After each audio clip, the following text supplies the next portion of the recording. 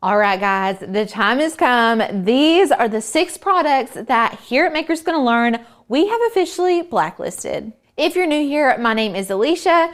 We are here today to talk about some of the products that we love and some that we don't really love so much. So I've got all of them laid out here. If you see something that you recognize, be warned, these products have been blacklisted for us here at Maker's Gonna Learn for a variety of reasons, but I wanna go ahead and jump right into all of these products. All right, this first one to lots of people may sound like something that is a great idea, and maybe for some, this is great. This is just a product that we here at Maker's Gonna Learn have found we do not tend to run to or use very often, and that is the Cricut Bright Pad. So this pad right here is a Cricut Bright Pad. So what it does is it lights up. You can put your vinyl on top of it and then you can see to weed your vinyl. This is not something that we run to. Now, lots of people that are hard of vision or they can't really see where the cut lines are, they can totally use this, especially if you have a darker craft room. But this is just something, honestly, y'all, I pulled it out of what we like to call our Cricut graveyard. We just don't use it very much at all. They're kind of expensive. You all know Cricut brand is notorious for being pricey. And so it's just something we don't use. We bought it thinking, oh my gosh, how cool would that be to use? But y'all, we never ever reach for this. So if you've been on the fence about it, I would really only recommend this to people who really need help seeing those lines, or if you have just a very, very dark craft space. But honestly, you really don't need it. Next on our list is Smart Vinyl. Now, Smart Vinyl was made specifically for the machines that do matless cutting, meaning you don't use a mat to cut. We always use a mat to cut around here. I'm never feeding vinyl into my machine with the Smart Vinyl. Not only am I not doing that, but this is kind of expensive. It's not the greatest vinyl in my opinion. We love the Caesar Easy Weed for HTV or the Starcraft for our adhesive vinyl. So we just typically lean to those. The Smart Iron-On, I think they had good intentions with it. It's just not something that I'm gonna reach out for. I'm not gonna go purchase a bunch of Cricut vinyl. It's just not for me. If you've been crafting for any amount of time, especially here at Maker's Gonna Learn, you know that we don't really buy Cricut vinyl around here, and lots of people, it's not their favorite, but the Caesar and Starcraft brands do a superb job. We love them, and that's typically what we purchase. All right, next we have the Cricut Easy Press. Now this is the 11 by 8 or 12 by 8, I wanna say. This one's huge, okay? We have a giant clamshell heat press. We also have an HTVRont Autopress. Those do the big jobs for us. And so having one of these on hand is not necessarily something that I'm going to get out because we've already got our heat presses out there in the studio. So this one also lives in our Cricut graveyard, which sounds awful. You know, we collect and accumulate lots of tools around here. So we're not using all of this stuff often. And so we tend to gravitate towards tools that are just easily accessible. And this one is just not one that we like to use. Now, I will say there is I want to say it's a 9 by 6 press. It's more for like a pocket tee or like a small decal. Those are really good. They're also considered Cricut Easy Presses, but y'all, honestly, the Cricut Mini Easy Press is our go-to. I keep the Cricut, I literally have one right here on our craft table. Like I keep it here at all times. I've got one on my studio desk. So we love to use the Cricut Mini Easy Press more often than not. And if we have a bigger project, we'll get the heat press out and just call it a day. So this is a good option. If you've got one, it works well. There's nothing wrong with how it works. It's just kind of big and it's really heavy. So if you are not wanting to lift something up all day long, if you're making t-shirts, that's not gonna be what you wanna use. So that's just our 2 cents.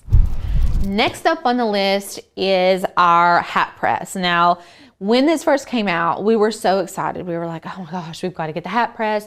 And you know, whenever products first come out, you think you got to get all of them. So we got this, and I will tell you right now, Lauren has used it once. I have used it once and that's it.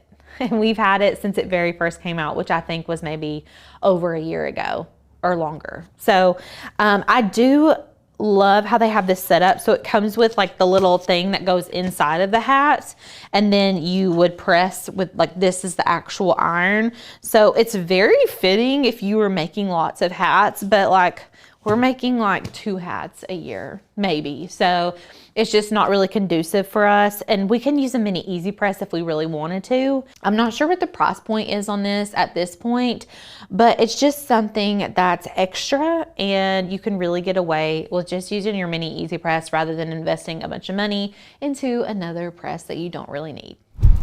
All right, now these little guys over here, let's talk about them. So this is the Cricut Joy, and this is the Cricut Joy Extra. So this is Cricut's newest machine that just came out last year. So we got this machine. It's amazing. It does 8.5 by 11. It does print and cut. Lots of cool features. It basically does everything that like a Maker Explorer would do. It doesn't have the adaptive tools, so you can't do like the knife blade and things like that, but it does like all the basic stuff, and it's really small. It's like a miniature Maker or Explorer series. And then you have the Joy. The Joy came out a long time ago. These are both very low price points. I think you can get a Joy for like $99 at this point, but it doesn't have print and cut. It's very, very small, so you really can't do like a whole lot. It's better if you were just doing really small decals all the time or something simple like that. But we tend to lean more towards the Joy Extra. So when it comes to Joy versus Joy Extra, we're gonna blacklist the Joy and then pull out our Joy Extra. So those are just a few little things that we like and dislike about those two machines. I really love the Cricut Joy Extra. If I had it to do over and all these machines were available, this is what I would get for my home, just because it's so small and portable and you can literally craft wherever you want.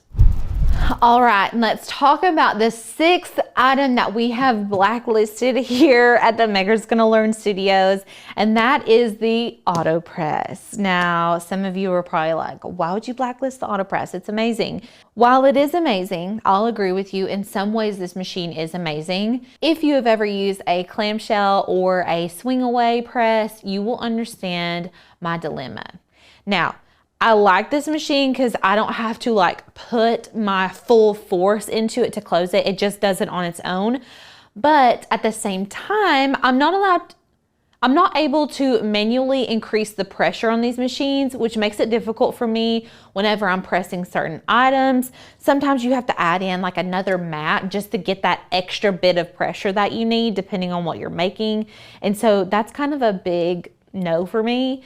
But I do love how sleek they are. They work really well. We haven't had any issues out of this one. Now we did try, I want to say it was the Vevor brand Autopress. That was a hard no for us. It worked one time and then never worked again. But the HTVRont Autopress is really good and is at a really good price point. The Cricut Autopress is a little pricey. I want to say it's probably $200 or $300 more than this one, but if you're looking for an Autopress, if pulling down that lever is too much for you, the Autopress is a good way to go. But if you want to be able to really manipulate your pressures and things like that, the clamshell or swing away is going to be your best bet. We typically use the StarCraft brand one from 143 Vinyl, and it's amazing. It is a little bit pricey. I want to say this one's probably around $300, and then our clamshell heat press is like $460 or something. They sell out all the time because they're so good. And y'all, we've been using the same one for the last like, I don't know, 3 years. It's amazing. So if you're looking for a good one, I do recommend that clamshell one, and I will link it below for you guys so you can get one for yourself. All right, y'all, what did you think about this video? Are you surprised at some of the things that we put on our blacklist? I would love to know in the comments which Cricut tools that you all have purchased and put on your blacklist. Things that you're not using anymore, things that you bought and thought you would love, but you really did not. I really would love to hear it. Make sure to leave a comment below. And if you're interested, I've put a link in the description for you all to take a look at our membership. Here at Maker's Gonna Learn, we love to inform you all on the latest and greatest Cricut supplies and products, and we also love to inspire and teach you all everything you need to know about your Cricut machine. So make sure to check that link out below. Hit that subscribe button and the little bell so you're notified every time we post.